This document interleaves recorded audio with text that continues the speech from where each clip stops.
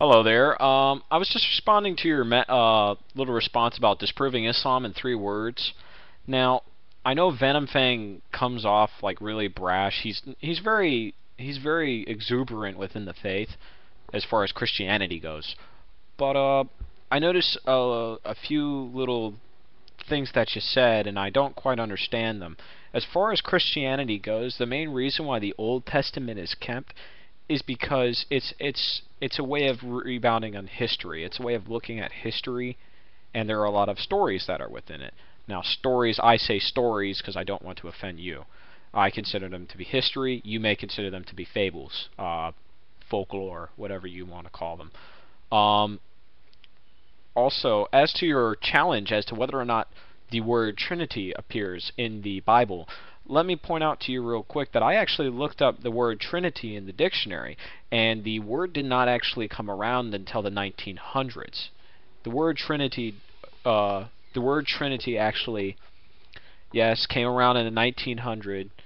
Uh, yeah, I'm looking at it right now. CA 1900. So that's why you wouldn't see it in the Bible in the first place, because the Bible was written before 1900. It's actually an assortment of writings from Moses to Paul, the great liar or the great deceiver, however you wanted to call him. Uh, Paul, I don't think ever added anything to the religion. He really kind of was he brought about finding a way of creating a lifestyle to be able to follow God. He never changed anything in the gospel. He completely went according to the gospel. So as far as great deceiver, I don't think he changed any kind of information as to how the Bible was set up. He created a lifestyle so that you would be able to better follow God. That's not necessarily bad. Uh, as far as your thing with the word Trinity, there are several different points in time where God actually. The main reason why God doesn't reveal himself as God in the first place in Christianity is because he actually does not want to reveal himself as being Jesus Christ, the Son of God, God in 3 persons, um, because of his overall plan for the Jews. He actually came he said, "I did not come to save the clean. I came to save the unclean." Or it's like a doctor. A doctor does not come to heal the healthy and the strong. He comes to heal the wounded and the diseased. As far as he was concerned, all man was under sin, so all men must be cleansed and rid of sin. So he came to save all. Now, if he only came to the Jews, and I've already noticed that a Muslim pointed that out too, he actually said that Jesus was a prophet to the Jews. Now, that can't be the case, because if Jesus came to heal those who are sick, by which he's saying of those who are sinful, or full of sin, or have not submitted to God, then everybody has done that. The Jews are not the only people that fall under that kind of category. And I felt that to be a flawed argument. Um, as far as Jesus's actual converses with his disciples, there is a point in time where he actually does not want the disciples to tell who he is, because it would I'm not sure how the story goes, but I felt like it would ruin his overall plan. Now you would say, well, he's God. How would it ruin his overall plan? Well, part of his plan was to not show himself in the first place. He didn't, and he can make sure that that's done. That's part of the reason why it is that Jesus never revealed himself to be God, because part of the prophecy that part of the prophecy with the Jews is that there would be a Messiah coming. That's what you see throughout all the Old Testament. That's why it's there. It's to show history, and not only that, it shows you all the time that goes by saying that there was somebody coming, a Messiah, somebody that would, come for the Jews. Now, as to why it is that, well, actually, let me look through here.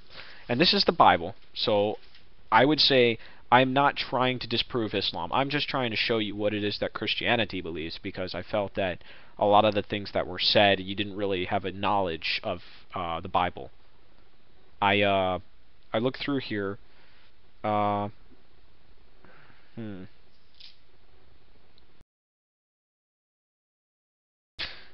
Um. Wow. I actually don't have myself ready here. And as he walked by the Sea of Galilee, he saw Simon and Andrew, his brother, casting a net into the sea, for they were fishermen. Then Jesus said to them, "Follow me, and I will make you become fishers of men."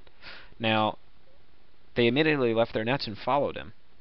When he had gone a little farther from there, he saw James the son of Zebedee and John his brother, who were also in the boat mending their nets. And immediately he called them, and they left their father Zebedee in the boat with their hired servants and went after him. Now, there's another part here. Jesus actually casts out an unclean spirit in Mark chapter 1, verses 23 through 28. I'm going to read them all. Now there was a man in their synagogue with an unclean spirit, and he cried out, saying, "Let us alone. What have we to do with you, Jesus of Nazareth? Did you come here to destroy us? I know who you are, the Holy One of God." This guy even says that he is the Holy One of God. This doesn't mean that he is acknowledging that he is the Son of God, as in the God of the Trinity, as you would say is not in the Bible, which I agree is not in the Bible, but it's because it's not a word of that time. Actually, the Bible was written in Aramaic and parts of Hebrew and stuff like that. The Jews, this Bible was not written by people of English heritage, is what I'm saying to you. So that's why you would not find the word Trinity in there. It's a pretty modern word. You wouldn't find it. So that's why. In their synagogue, so this man even says that he's the Holy One of God. This could also say, okay, he's a prophet of Islam. That's fine too. But Jesus rebuked him, saying, "Be quiet and come out of him." And when the unclean spirit had convulsed him and cried out with a loud voice, he came out of him. Then they were all amazed, so that they questioned among themselves, saying, "What is this? What new doctrine is this? For with authority he commands even the unclean spirits, and they obey him." And immediately his fame spread throughout all the region around Galilee. Part of the reason why he does what he does is he wants to show his divinity without actually saying he's God. That's the main reason he does that. That's why he never reveals himself to be God. Notice this whole time he never says he's God, but this guy automatically knew he is the Holy One of God. He never said a word to him. Now, that could be through word of mouth. That's fine. He could be, but here's the problem, too. If this guy had never heard of him in the first place, how does it that the Holy One of God, he says, "Let us alone. What have we to do with you, Jesus of Nazareth? Did you come to destroy us? I know who you are, the Holy One of God." Was it the demon that was talking, or the person? Because the demon actually, the unclean spirit actually left his body after that was said. So you don't know if this man actually knew who God was, or if it was the demon that was saying, "I know who you are." Now, if he was a mere prophet, would have this demon feared him so much? And would this demon have been able to been cast out? As far as I see in the Bible, prophets can't cast out demons. Well, they might. I'm not sure. I'm not sure as to how it works in Christianity either. But Jesus says, "Be quiet and come out of him."